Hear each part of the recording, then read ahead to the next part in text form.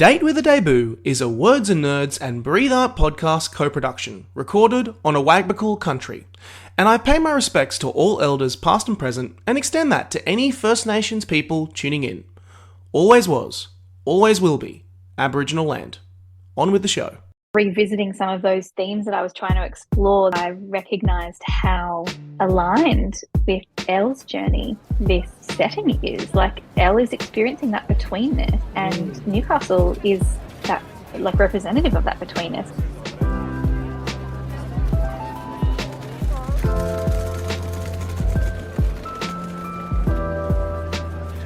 Hello, I am Nick Wasiliev, former host of Tell Me What to Read, author of When Men Cry, and I'm continuing this mini-series with Words and Nerds where we shine a light on debut novelists and their journey to publication. If you're looking for a new book to devour and a new author to discover, this is the place to be. If you're looking for tips on writing inspiration, this is the place to be. This is Date with a Debut, because nothing hits you like a first impression. And for our next episode in this series, I'm joined by Amy Lovat. She's the founder of The Secret Book Stuff. She is a lecturer and she now lives on Gadigal country. Her debut, Mistakes and Other Lovers, is published by Macmillan. I'm particularly excited because this is the second in a small series of little podcasts that I'm also doing with authors that originally are from the area that I'm now living, Newcastle. Amy, welcome. Thank you for having me, Nick. It's great to be here. It's lovely to have you, and let's talk about you and this amazing book that you put together. Let's start off by telling us a little bit about yourself and how you came to start this writing journey.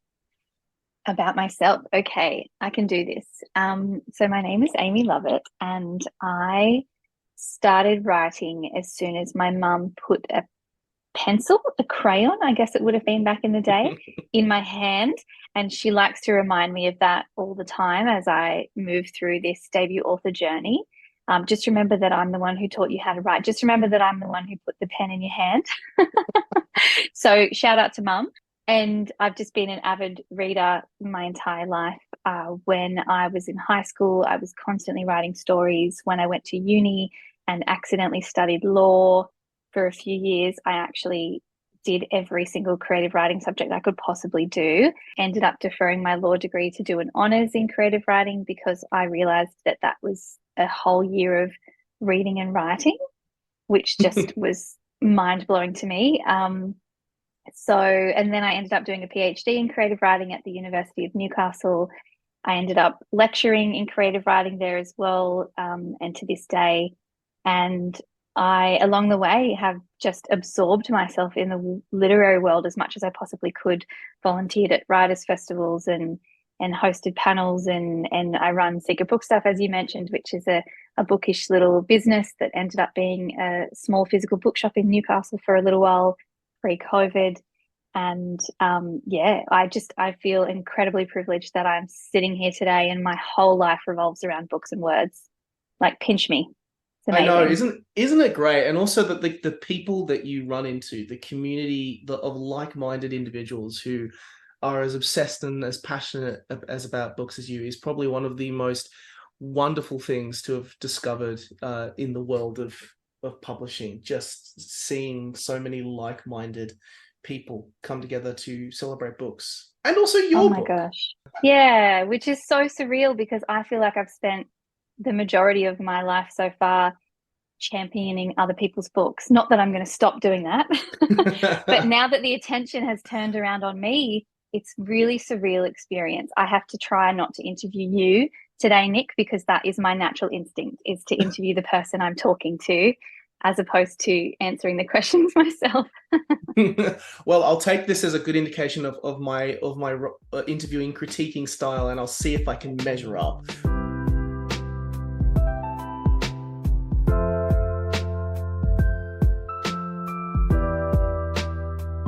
Let's begin with probably the most cliched question possible. Give me your 1-minute pitch for Mistakes and Other Lovers. So you're catching me at a good time. I hope this doesn't count as the 1 minute, by the way. No, it doesn't. This is my preamble. You're catching me at a great time because for 11 years since I started writing this book, I feel like I've been quite terrible at the whole pitching thing. And I've said to myself, I really need to practice this. And on the weekend, I did a live radio where I was reviewing someone else's book for ABC Radio, which is a regular thing that I do. And right at the end, the interviewer caught me by surprise and said, "Oh, so actually you have a book coming out. And what is that about?" And I didn't know he was going to do that. So I had to think quickly. And I feel like I gave the best pitch when I was under pressure. So this is the pitch. Let's do it. Mistakes and Other Lovers is a grungy millennial coming of age story set in Newcastle that explores the messy space between adolescence and adulthood. And we follow our main character, Elle, who is 23, and she has just broken off a long-term relationship that actually ended up being an engagement with her high school boyfriend. She's having an affair with the youth pastor of the local evangelical church. She's ghosting her friends. She's wondering what the F she's doing with her life. And we follow her journey to figuring it out and making mistakes along the way. I love how you summarize this because I always like to try and talk about the themes and the characters. And I was like, oh my God, there is so much going on here. I do not know where to start with my first question because I'm going to first of all reference the fact that the way Emily Maguire and Hannah Kent have described this book, which first of all, shout out to you being able to get them to talk praise on this book. But I feel like their words actually summarize it better than I ever could.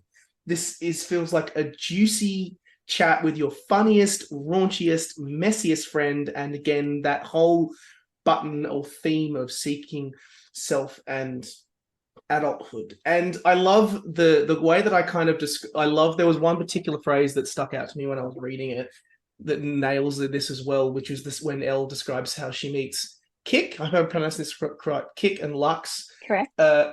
In a place where 20-somethings live like they're adults until they realize that no one is.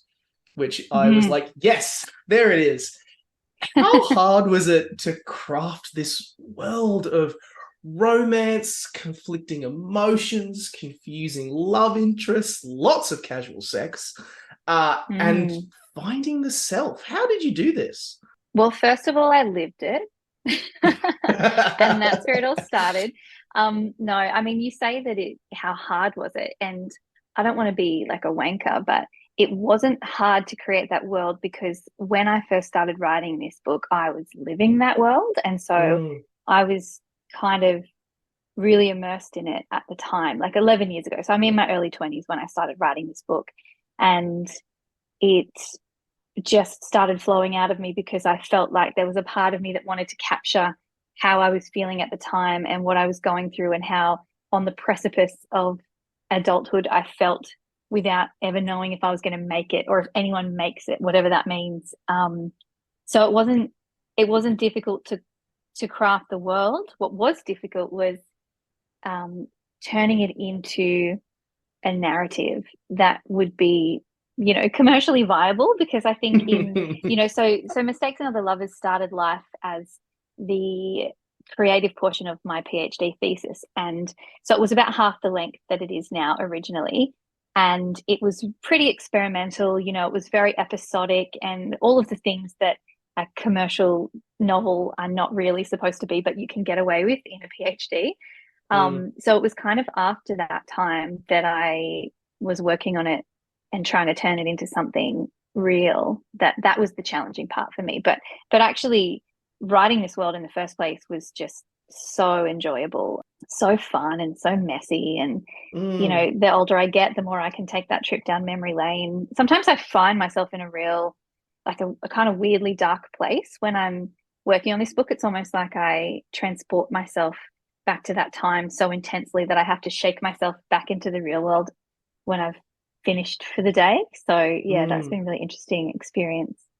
It's great. I think I now I have even more questions because often I followed a similar path with my first book where I kind of was pulling from a time in my life, and then people immediately ask the questions, well, who is Kik? Who is JD? Who is Lux? Who is Mace? Where did these characters come from? And then you're like, well, no, this is I had to create all of this and had to craft all of these characters.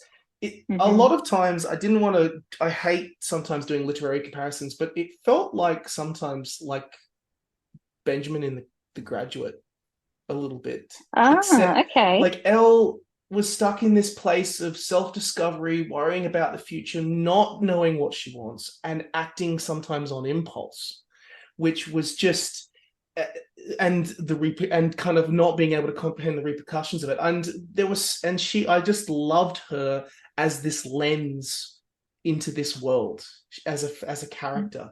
She's the lens, but then of course you've got all these other characters. Where on earth as you were kind of turning this book into a narrative and creating the fictional element of this life that you had lived and experienced, how on earth did all of these characters come into your life?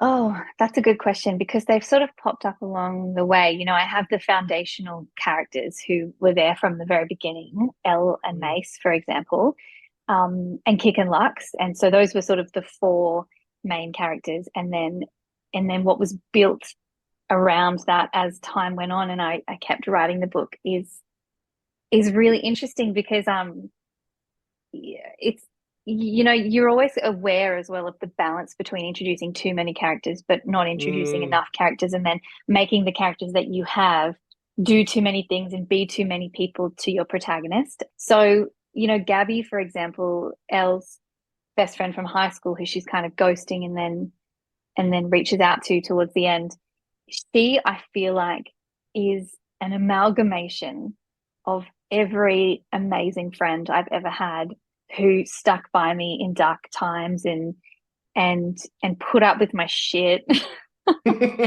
and just, you know, whereas people like Mace were really clear to me from the very beginning, not that it was a person in real life who I was trying to model him off, but I just knew exactly who he was, you know, and what he was about.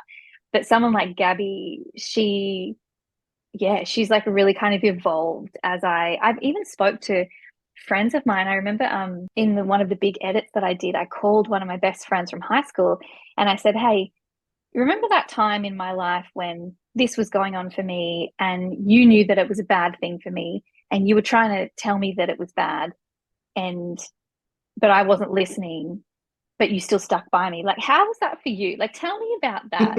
You know, what was it what would have pushed you over the line of like ditching me as a friend kind of thing? And it was really, really cool to have those conversations because we were able to sort of talk about our own lives, but then relate them to this hypothetical situation that didn't happen. And then I could kind of use that and turn that into like character motivations. And so, yeah, like those kind of research conversations I've had with friends have been amazing and have definitely shaped some of those characters along the way. Absolutely. And the best sort of the best I think for authors is for listeners is that you can dive into a character, but there's always a grain of truth to them. There's always a grain of truth into it about that stuff, and that's what gives a lot of these worlds and fictional places grounding. I love that also that much of this story takes place in Newey. I love how you ground this place, and also just how it fits with Elle herself. You know, I feel like the time when we are in now with Newcastle kind of it hasn't really been touched a lot on in literature. You know, it's no longer got an identity based around the steelworks and the coal ports and industrial past. There is old dilapidated buildings next to brand spanking new ones. There is construction here, there and everywhere, but also suburbs that feel like they're from the 1970s. There's churches. There's I love your description on you nailed it. You had me hooked with your description of Newey on the first page. One of those giant 1,000-piece puzzles families do at Christmas time, but it's in the slow disassembling state after the Christmas season. Talk me through not just, you've got these great characters, you've got this concept. Talk me through the space, but also just why it fits so well with the themes of Elle's story. Yeah, it was a no-brainer for the setting because I grew up in Newcastle and I studied there and I love Newcastle to the ends of the earth. I think it is the coolest place, but also the uncoolest place. And it's just so fascinating. And I love the betweenness of Newcastle. You know, I love that it's not quite city, not quite town. Like it's the 7th largest city in Australia, but it has such a small town feel where everyone knows everyone and there are cliques and there are just generations of Novocastrians and there's that real pride in the founding of our town as like a city, whatever you want to call it, as a blue collar sort of place. And it has a really rich history. It's so close to Sydney. Like it just, and now, you know, as you mentioned, the amazing movement of Newcastle into this real arts hub that I've witnessed in the last decade or so has been incredible. And so I think that I always knew that I wanted to capture Newcastle as a setting and as like a character in itself. But it wasn't until putting the final touches on the book and like revisiting some of those themes that I was trying to explore that I recognized how aligned with Elle's journey this setting is. Like Elle is experiencing that betweenness, and Newcastle is that like representative of that betweenness, which I think is really unintentionally awesome.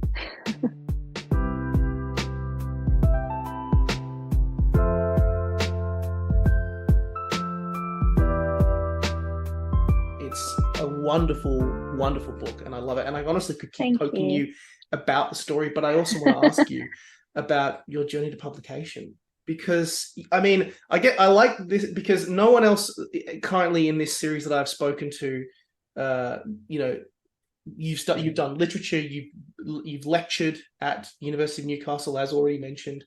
What was that journey like around then going to publication? Yeah, it's been an interesting one because when you look back at my timeline and my history, I suppose a lot of people would be confused about why it took so long, like why the 11 years from go to woe kind of thing. But that's pretty normal, as we know, on the inside of the publishing journey. Yeah, that sounds about right. Yeah. And I really I like to remind people of how long it took as well, because I think from the outside, you know, given that I run Secret Book Stuff and I, you know, have worked for the Newcastle Writers Festival and the Mountain Writers Festival, and I have, you know, like a growing profile, I suppose, in the arts and in literature, that it might seem like I just sort of wrote a book and then gave it to someone who I was really good friends with and they decided to publish it because I was already in the know or whatever. But no, like it took a long time, and it just shows how the journey works. And like I feel like at times in the last 11 years, I've been very close, but not quite, you know. So I think the first time I felt really close was in 2017. I was shortlisted for the Kill Your Darlings Unpublished Manuscript Prize. And that caught the attention of a couple of agents who were interested, and they read it and gave me some feedback and said, go away and fix this and do this and then send it back to us. And so I did those things and they didn't end up taking me on. And, you know, so that felt really close, but then also really far and really crushing when you don't quite make it. And so then I was just about to give up on this book and thought, you know, there's that age-old adage that you should, whatever your first book is, just put it in a drawer and forget about it, you know, and write something new. And this book was so close to me and so important to me that I couldn't fathom doing that for such a long time. And then just a couple of years ago, I applied to go to Varuna Writers House, and I was awarded a fellowship to go there in the Blue Mountains. And I had submitted the first 10,000 words of this book or whatever it was. And in between submitting that, getting the fellowship, and then actually going to Varuna, I had decided that's enough. I need to give up on this. I'm going to put it away. I'm going to start something new. I had this new, fresh idea. So I went to Varuna thinking, okay, cool, I'm going to use this amazing 2-week time to start writing this new book and forget about Mistakes and Other Lovers. And I had, as part of the winning fellowship, I got a one-on-one session with Carol Major, who's like a book whisperer. And she had read the first 10,000 words. So I said to her, look, Carol, I've given up. I'm not doing this anymore. I'm just going to focus on this new thing. She said, that's great, but since I've read it, let's talk about it. And she asked me these incredibly poignant and incisive little questions that made me think about my book in a whole different way. And I ended up starting a whole blank new document, printing out the manuscript of Mistakes and Other Lovers, putting it next to me, and then just sort of throwing it on the floor, rearranging the whole thing, and then rewriting it from scratch. And that was the most transformative experience. And that's what I suppose kickstarted this journey, because then I used that version of it to apply for another competition, which I came runner-up So that also felt Oh, so close. oh, and the host of the competition called me and said, look, you didn't win, but you were so close, and I couldn't just send you the rejection email. I needed to tell you how close you were to winning this opportunity, which was like a mentorship with a agent and a publisher. And I was like, cool, right, that's great to know. This is lovely, but what do I do with that information? How am I supposed to yeah, feel that's about this? Like, it's devastating.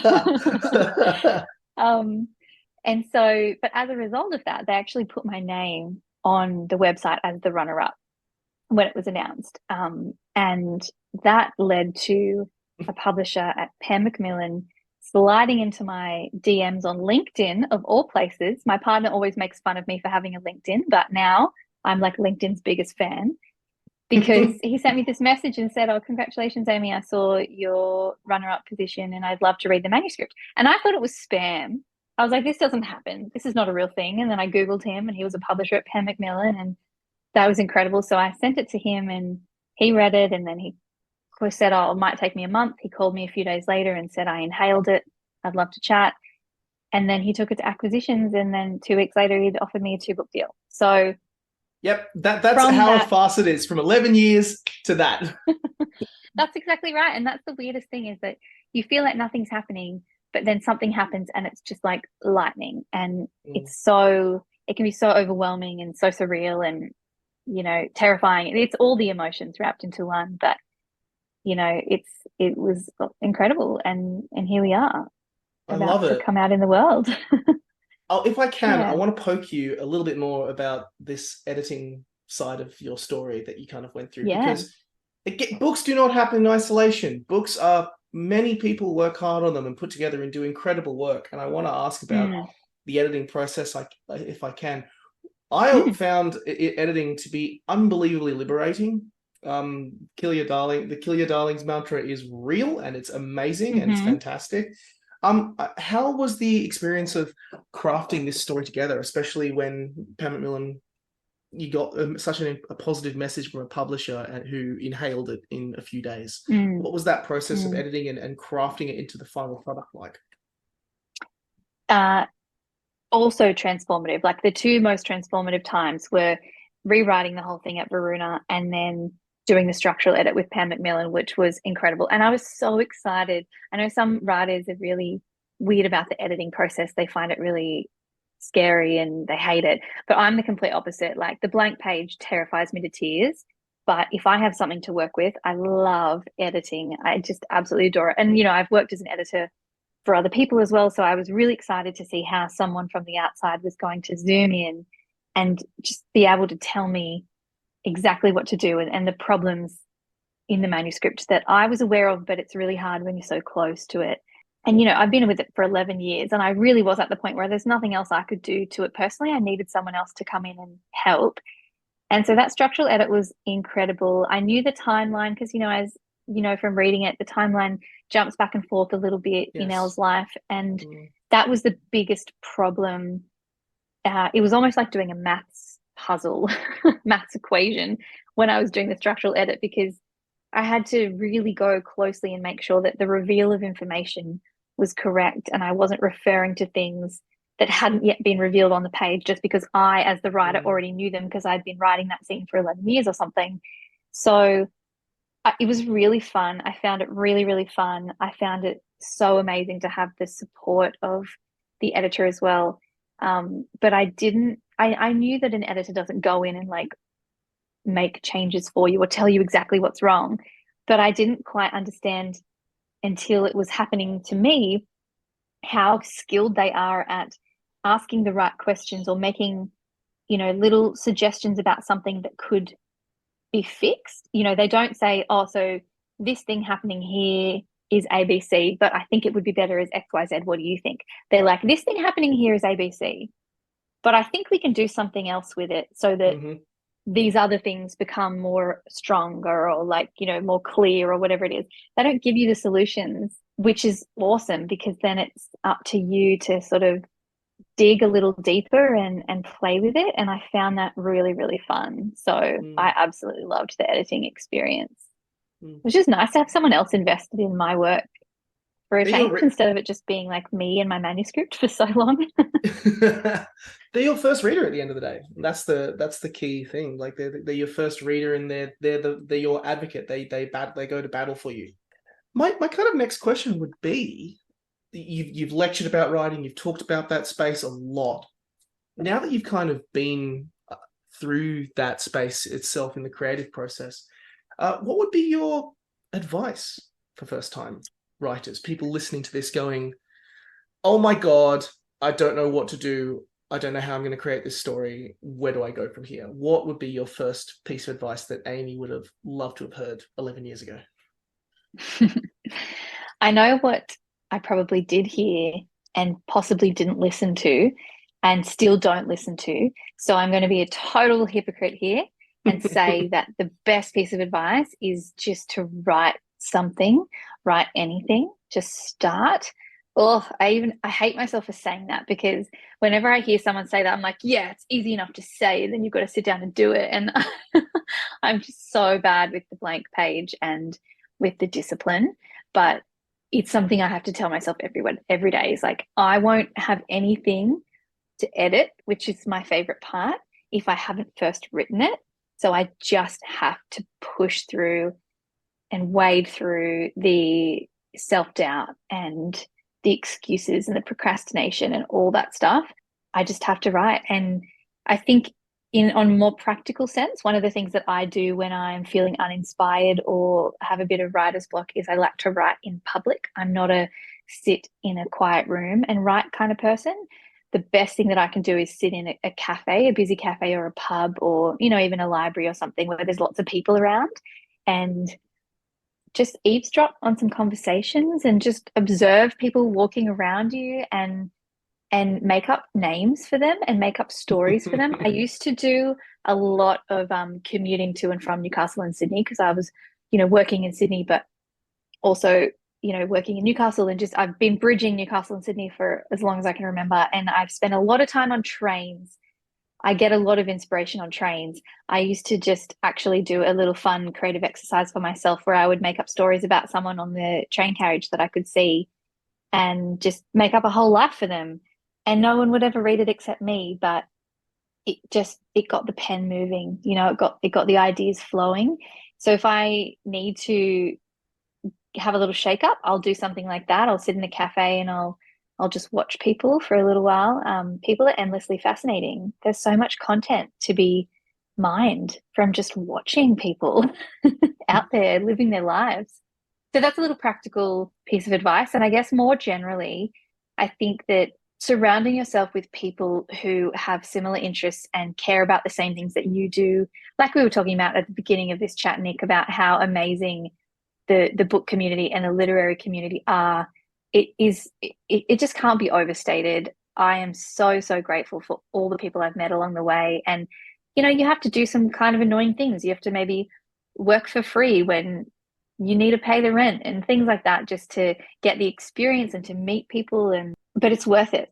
Join a writers group. If you think you have absolutely no time to do something like join a writers group, you just have to make time, because having those people on your side and supportive of what you're doing and your journey, because they're also doing something similar, is so important. Like, I can't recommend enough how important it is to just absorb yourself in the community as much as possible, in the book world, in the world of writers, and put yourself out there and start making friends and making connections, and you just never know where it's going to lead. I love it. I love it. Mm. Great, great, great advice. And on that, what is next in the journey of Amy Lovat? I know I heard a 2-book deal. There's another one there. Yes. I'm excited. Tell me more. There is another one. I am writing book 2 at the moment. It's not a sequel. It's a standalone contemporary fiction novel as well. And I can't really say much about it at the moment because I'm A, not allowed, and B, it's not fully formed enough for me to even feel confident. I've got my pitch, but I won't give it to you. But yeah, that's what I'm working through at the moment. So I'm literally trying to follow my own advice every day alongside, a full-time job and freelance work and the publication of my first book and all the things. It's chaotic, but I wouldn't have it any other way. Before we move on to the final section of the podcast, I want to finally ask, we read books all the time. We often talk about, the Australian experience and things like that. How important is it for us to have stories set outside of the capital, set in regional Australia? How important is it? Oh my gosh, so important, because so many people live outside of capital cities in Australia and live suburban lives and small town lives and different kind of have different experiences to what we often read about in, the Sydneys and the Melbournes. And so I think that the most important thing really, which extends beyond setting, is just being able to see yourself reflected back in fiction. I just think it's so important to have more diverse settings, diverse voices, diverse experiences being represented in fiction, so that we can welcome the huge pool of readers and their different experiences by shining them back to them.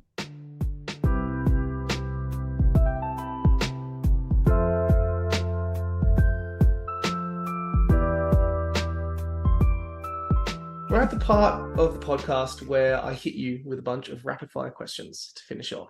No pressure at all. All right, I'm ready. You've mentioned that you are a big reader, which I always love. What is your favorite book that you've read in the last 12 months? How dare you? Okay. Do I have to choose one? Give me two. Can I throw a few at you? Yeah, okay, two. Actually, I can do two. I absolutely adored Salt and Skin by Eliza Henry Jones, which came out in about August 2022, I think. Mm-hmm. It's set in Scotland and Scottish Islands. I have Scottish heritage. It spoke to me in that way. I just was completely absorbed. I absolutely loved it. And then the second book, there's two I want to say. But I will just go with the most recent that I loved was The Wakes by Diane Yarwood, who I know you've talked to on this podcast. Adored that book. I wouldn't usually have picked it up. If I had just read the blurb on the back, I probably would have thought, oh, that sounds like a good book for someone else. I would have thought, I'll recommend that to someone, but I won't pick it up myself. But I heard so much about it that I was convinced finally to pick it up, and I'm so glad I did. I just loved every moment of it. It's such a glorious, glorious book that made me feel grateful to be alive. It's one of those ones I actually want to read. I've been reading a lot of books in prep for this, and I really want to reread that.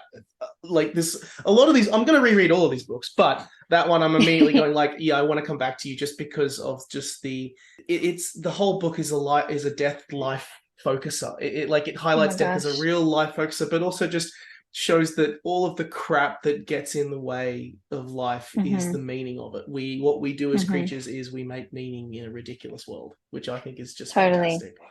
I've already passed it on to my mum, who's passed it to my sister, and I just hope it keeps doing the rounds with people I love, because I adored it. Stunning book. Shout out Diane, if you're listening. Hey, Shout Diane. out to you. Hey.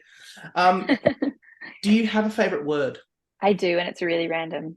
My favorite word is Dostoevsky. Explain. I just love saying it. I just love the way that it sounds. I love the way that it comes out of my mouth. It's really fun. Dostoevsky. It's just a fun word to say. It's so stupid. I love it. I'm not going to lie. I've been feeling that as well. Sometimes it's words that you love to say. Mine for the last year has been succulent. The different phases of it, different feelings you get from it, and also some of the different interpretations to what could be described as succulent. It could be inappropriate. It could be appropriate. It could be a plant. You do not know. Yeah. It's a good one too. I feel like yours has more meaning than mine. But yours is much more fun to say. Let's call it that. It's pretty fun to say. I recommend. Where would be your favorite place to read? In bed, on the couch, or out the back in the shade on a sunny afternoon? The latter, in a hammock. Yes, please. That's wonderful. We have one of those freestanding hammocks. It was like a lockdown purchase because you're trying to find joy in small places when you can't do much else. And it became my absolute favorite thing to do is day or night, I wrapped myself in a sleeping bag and hopped into the hammock on a winter's day when the sun wasn't strong enough to keep me warm, but then also on a summer's day in the shade, in the hammock with a book. Chef's kiss. Do you have a beverage of choice to read with? To read with? Oh my So like gosh. you're reading and you're like, this is a good time. I'm going to reach over for the beverage to enjoy. What is it? Okay. So I have a romantic answer and a real answer. The romantic answer is like one of my favorite drinks is a whiskey on the rocks with a squeeze of lime. But Yep. as I'm saying this out loud, I realize I don't think I've ever read a book with a whiskey next to me. I've written with a whiskey next to me, but I haven't read a book with one next to me. So the real answer would be like a really good cup of tea. Like I love a chai. Shout out to a Newcastle business, the Tea Collective. They make an amazing gingerbread chai. So I can make that at home, and that's a good cozy drink for a reading session. I think the Tea Collective is partnered with a traveling bookshop that goes to all of the markets. Betty Loves Books, I think it is. I think that it might be the same one, but I'm my head's It's going not, all over I the know what place. you're talking about. It's not the same one. It's not, they make their own tea at Betty Loves Books. They have their Oh, own Betty Loves tea. yes, that's Yeah. right. But the Tea Collective is, you'd find it in lots of different cafes around Newcastle. The founder, Becky's a friend of mine. And I was one of the first friends she made when she moved to Newcastle and opened the business. And yeah, she's just gone gangbusters. I'm so proud of her. But the tea is just exquisite. I'm going Gingerbread hunting. chai. I'm going to go hunting this afternoon. We're going to do that. Yeah, you should. Do you have a favorite trope? What's your go-to trope? I think I have a romantic answer and a real answer once again. My romantic answer would definitely be like the coming of age is, it's obvious to me, but it's also something that I in my PhD explored as not being real. I reappropriated the coming of age in my thesis. But what I really love and can't seem to get away from when I'm writing is a bloody love triangle. Mm, it's good for a reason. It's good It's for a just so much reason. tension to be had. I Mm. didn't think I would ever be admitting that out loud as like such a basic trope, but I think it's a trope for a reason. People resonate with a love triangle. We've all been in some semblance of a love triangle in our lives, I'm sure. So much fodder. We're all about the fodder. What is one thing now that you have written and created and published a book that you wish you knew when you were in the space of being a lecturer and wish you could have conveyed to students wanting to go down this path? What is one thing? That's a really tough one. I had a funny moment the reason why I asked this question is I had a really funny moment when I was at university and I'd written this piece and one tutor absolutely loved it and gave it an HD, and then he had to leave our class. And then the lecturer became our tutor, and she moved it down all the way to basically a pass. And then I had a realization of it's completely subjective. There isn't like the enjoyment of Mm, literary experiences is mm, sometimes you will have someone who will just not connect with your story, and then sometimes you will have someone who will think it is everything. And what matters mm. is that you do it. It was the key learning that I found. But I don't know. You've had That's a more good experience with it than one. I have. Yeah, that's a really good one actually. But I just keep thinking of advice that I'm giving them constantly that I didn't know when I was them, like when I was an Mm, undergrad, as opposed to that I didn't know until I was published. Like one of the things that lots of people often ask me at the end of the semester is like, what do I do when I finish? Can I just go and be a writer sort of thing? And that's a really good conversation I like to have with them about the arts in Australia, not to dissuade them at all, but just to give a bit of a reality check, because I think that's something that I didn't have, like, especially when I was going through my PhD. I think there's this romantic vision that is sometimes presented to you that if you're doing a PhD and then you become a doctor of words, whatever you're mm, doing a PhD in, that you'll sort of like breeze into an academic job that's like really cushy, and you'll get a publishing deal and everything will be roses. And it's just not the case. Like in Australia and in the arts and in creative writing especially, there just aren't that many academic jobs going around. And a lot of people do not care if you have a PhD or not out in the real world, you know? So it's not a guaranteed walk into a great job.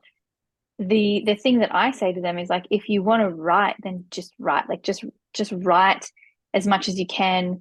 Write for the local newspaper, write for the uni newspaper, just start a blog. Like as long as you can just start getting your name out there, and when an opportunity does come your way and you can send them things that you've already written, that's the best thing. Like don't wait to get a job to write, because you won't get a job unless you're writing. And that's a weird thing. Like that's why it's different to something like teaching or nursing. You know, they're vocational, but studying creative writing is not vocational. No one's going to hire you in a job as a writer just because you did creative writing at uni. Like you have to prove yourself in a way that, you know, many other industries you don't have to do that. So that's a reality check conversation I like to have with my students. I think the subjective one that you said is really good as well, is like, don't be crushed by, you know, a couple of one bad review or one rejection. You need to really build that tough skin to make it in the game. And also at the same time, be careful of who you're giving your writing to for advice. Like your mum is always going to tell you that it's good. And then when you get it marked at uni and you get a pass or a credit or something, and you're confused because your mum said it was great, it's like, is your mum the right person to be giving you actual feedback on your work? You know, like go for beta readers who read a lot, who have some experience. Like, you know, be careful of that kind of thing as well. I think like there can be false hope that's put out there because of giving your work to the wrong people. That's great. Love that. Often I think you have to learn to really cop it on the chin in industries like this and be prepared for that. Oh yeah. And I think Margaret Atwood has a really, really great quote where she says, you become a writer by writing. There is no other way, which is literally the none. simple truth of it. There is, you become a writer by writing. That's the cold hard reality of it. I love it. Sure. What is your favorite debut book that you've ever read? Ever? So we're talking My like God. it could be a modern one, it could be a contemporary classic, it could be my personal favorite, like To Kill a Mockingbird, which Harper Lee just comes along, drops To Kill a Mockingbird, and then leaves.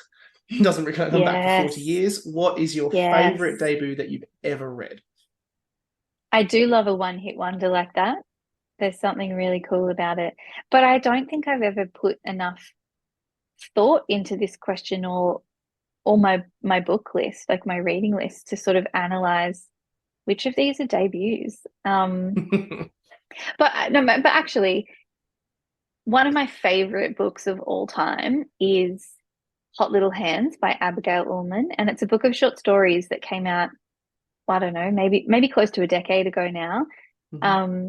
And she hasn't published any books since. She writes for, you know, magazines and the monthly and things like that. She hasn't published any actual books. So that's one of my top 5 favorite books of all time. So that's definitely, you know, up there as a solid debut in my books. Love it. But I will mention a debut that I read last year, which was incredible, and it almost made it to my, you know, before when you were asking me about my favorite book that I've read in the last 12 months, Denizen by James Mackenzie Watson. Stunning, like psychological thriller. I guess you'd almost call it very literary, straying out back mental illness exploration. Just like as a first book, amazing. So good. One of my favorites of the year.